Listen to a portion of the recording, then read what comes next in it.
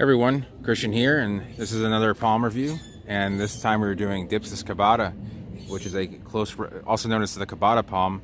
It is a close relative to, oh, here come the mosquitoes.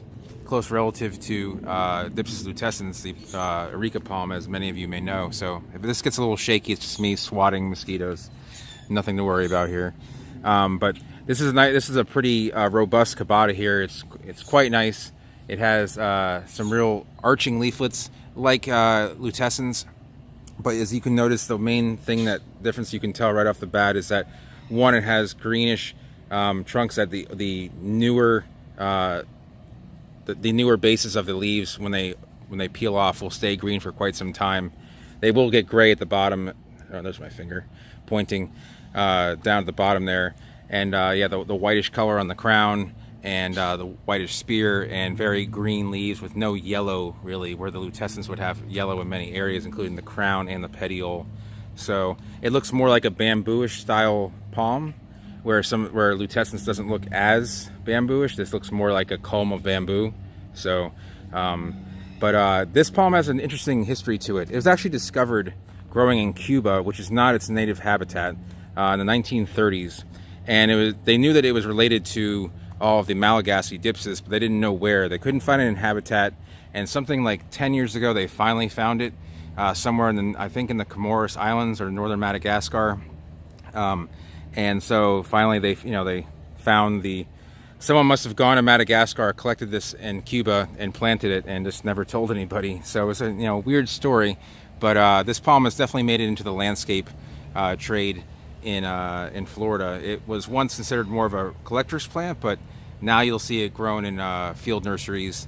Like my friend Ken has it here, but also in pots around Miami and other parts of South Florida.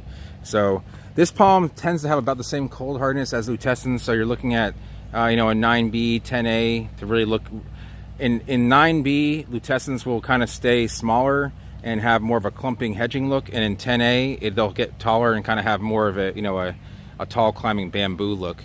And you can kind of tell a true zone 10 by how tall the lutescens are in your area. And again, they do prefer a humid tropical or subtropical climate versus a Mediterranean one, but they will grow in Mediterranean climates as long as they're frost free or relatively frost free. So it isn't like this isn't going to be going to die out in, say, Los Angeles or maybe even the south of Spain, if kept warm in a warm enough area.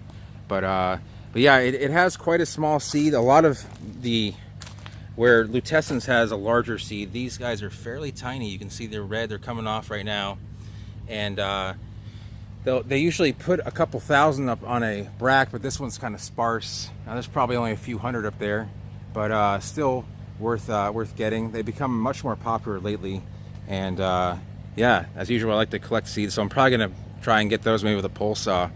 And the seed is pretty easy to germinate. I don't even take the fruit off of the seed.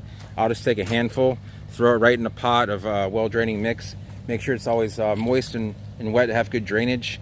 And usually after a couple months, you'll get a bunch of little guys coming up, and they are adjacent germinators like all Dypsis are.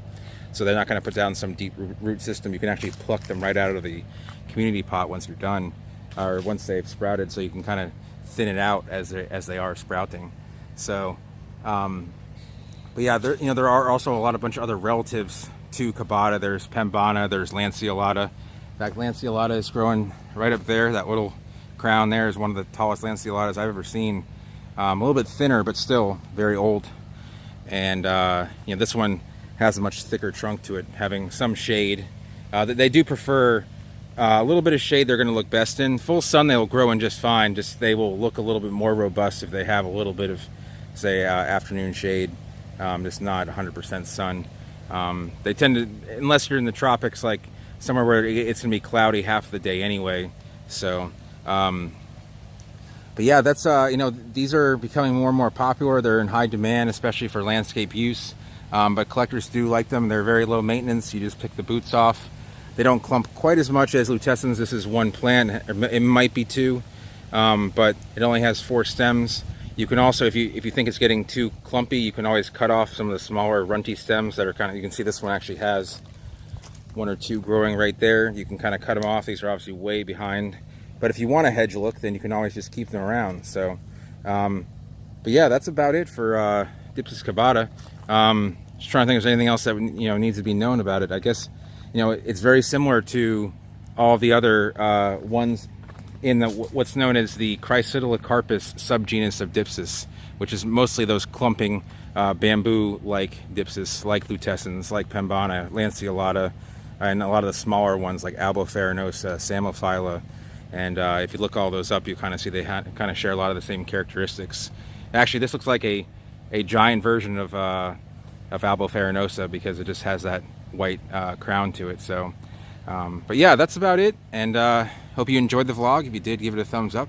If you're new to the channel, go ahead and subscribe and check and press the notification button, and you'll see me going live very often. And if you have any questions about cabadae or any of its relatives, go ahead and leave it down below, and I'll get back to them as soon as I can. And thanks for watching, everyone.